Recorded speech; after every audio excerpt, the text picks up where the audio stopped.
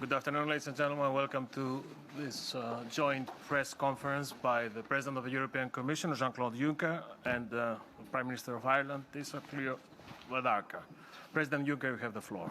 Yeah, Taoiseach, ladies and gentlemen, it was, is, and will be a great pleasure to welcome my good friend Leo to the Commission.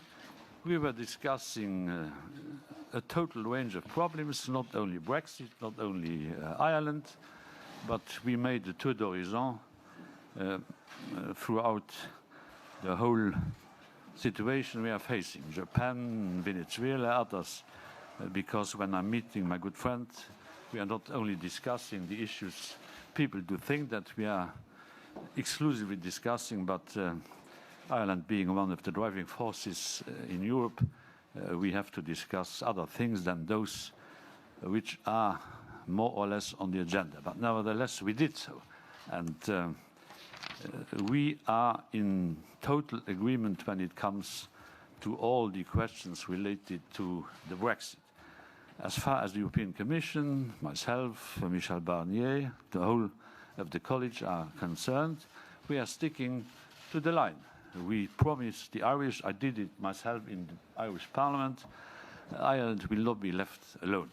And so I have to make it very clear that the backstop is not a backstop for the pleasure of having a backstop, but that the backstop is needed for obvious vital reasons. And we cannot abandon the idea that the backstop has to be put into place, because the backstop is a guarantee for Ireland and is a guarantee for the European Union, because the Irish border is a European border. And the Brexit issue is not a bilateral question between the Republic of Ireland and the United Kingdom. It's a European issue, and that's why we cannot accept the idea, which is circulated around, that the withdrawal agreement could be reopened. And as the backstop is part of the withdrawal agreement, we cannot reopen the discussion on the backstop. I will tomorrow have the pleasure to welcome the British Prime Minister, and she knows that the Commission is not prepared to reopen the issue.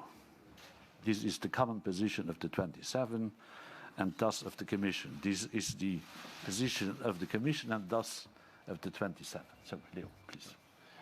Thank you very much, Jean-Claude. And just to say, it was a really good meeting, and we were joined in the meeting by a number of officials, but of course Commissioner Hogan was present as well, and Michel Barnier. Discussed Brexit, but as the President said, discussed a number of other issues as well, because the European agenda is deep and broad and deals with many things other than Brexit. Particularly congratulated the President on concluding our free trade agreement between the EU and Japan, which is going to be worth hundreds of thousands to European countries in terms of jobs, in terms of further investment, in terms of further trade between the EU and Japan. Also the situation in Venezuela. And you'll know that Minister Coveney is particularly focused on that today, calling for the restoration of democracy, free elections, human rights and economic opportunity in that country, and some other questions relating to the ongoing efforts we're making to deepen the single market and prepare for the MFF negotiations. Obviously on Brexit, focused on the current impasse and our desire to conclude the withdrawal agreement and have it ratified both by Westminster and the European Parliament. We should not forget that both parliaments must ratify this. And I came from a meeting earlier in the European Parliament was a very strong view that no withdrawal agreement will be ratified by the European Parliament that doesn't do right by Ireland. And I was very pleased to have that statement reaffirmed. And of course we had some discussion as well on no deal planning. Ireland is increasingly prepared for no deal. We don't want no deal. We think it can be avoided. But obviously we have to prepare for it nonetheless, and have taken measures necessary, such as the emergency legislation, which will go through our Parliament this week, or this month rather, and also land we've secured at our ports, Dublin and Rosslare, and we'll put in place the necessary facilities to be ready on the 29th of March, should we have to deal with the no-deal Brexit, something we are increasingly prepared for.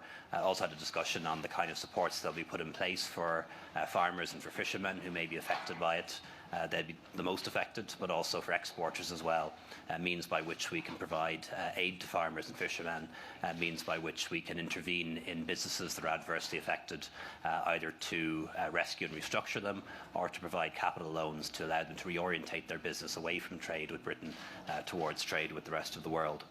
We've also agreed a joint statement, which I think should have been issued to you by now, which is our joint statement and the outcome of today's meeting.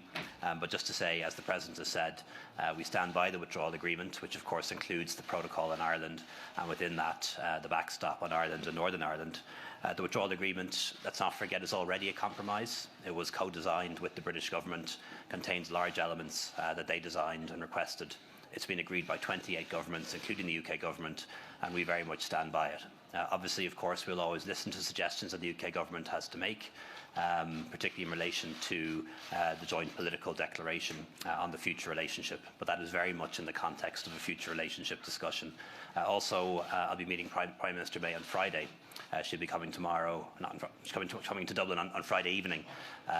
We'll have dinner together and we'll have an opportunity as well to discuss the situation and work together to chart a way forward.